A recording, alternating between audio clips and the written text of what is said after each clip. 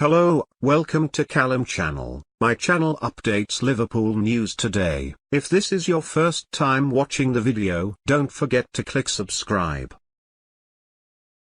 2 years on from Liverpool's chastening 5-0 defeat to Man City, Klopp's team are now Guardiola's biggest rivals.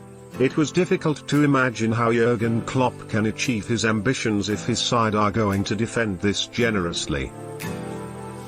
There wouldn't have been many Liverpool fans in disagreement with this line in The Guardian when they picked up the paper on September 10, 2017. Indeed, Liverpool had just endured the heaviest defeat of Klopp's reign to date, and what's worse, it came at the home of the team they wanted to rival for the Premier League title, Man City. That Liverpool imploded so badly after Sadio Mane's early red card left a bad taste. But the fact that this line has aged just as badly tells you all you need to know about how far Liverpool have come since that dreary day in Manchester. Indeed, exactly a year later Liverpool started the Premier League season with 6 consecutive victories and 4 clean sheets on their way to collecting 97 points, not enough to overhaul City but ample evidence that the problems on display in the Etihad in September 2017 were long since solved. And 2 years on, Liverpool have evolved into a different side, but it's hard not to imagine that the chastening defeat at the hands of Pep Guardiola's side wouldn't have a huge impact on Klopp and his coaching staff. The afternoon had started positively for Liverpool, who went into the game on the back of a 4-0 demolition of Arsenal before the international break. The Reds, buoyed by the immediate impact of Mo Salah and the deadline day signing of Alex Oxlade-Chamberlain, had title ambitions and they were desperate to test their mettle against City. Even Sergio Aguero's opener on 24 minutes wasn't the setback it could have been, with Liverpool responding positively and playing on the front foot.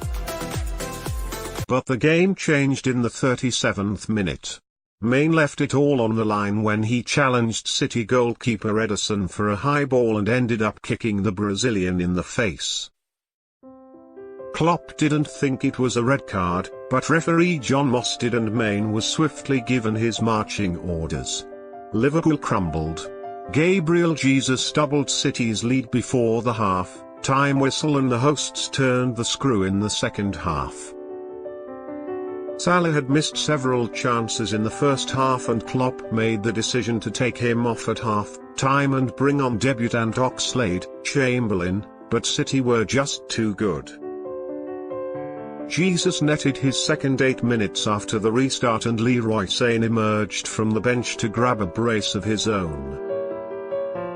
Klopp could only apologise after the game and the newspapers had a field day the following morning.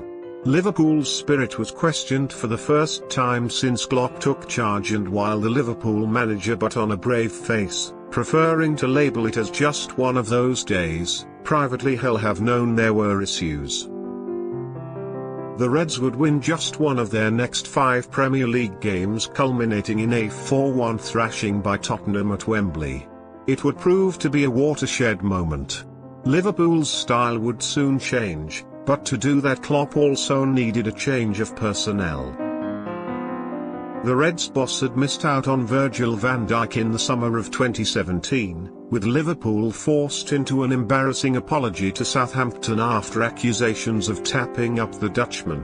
There would be no such issues later in the year. FSG's Mike Gordon worked hard to repair Liverpool's relationship with the Saints, and Michael Edwards worked just as hard on putting the deal back together.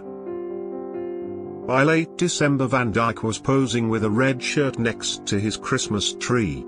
Liverpool had broken the world record fee for a defender to bring him in, but that was only stage 1.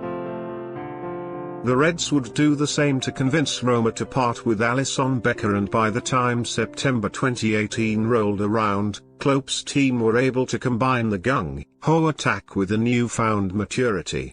No longer would Liverpool simply go in all guns blazing. Klopp's side would pick their battles, picking sides apart when they wanted to and killing the game when they needed to. The mistakes made at the Etihad would not be repeated. Liverpool had learned a valuable lesson.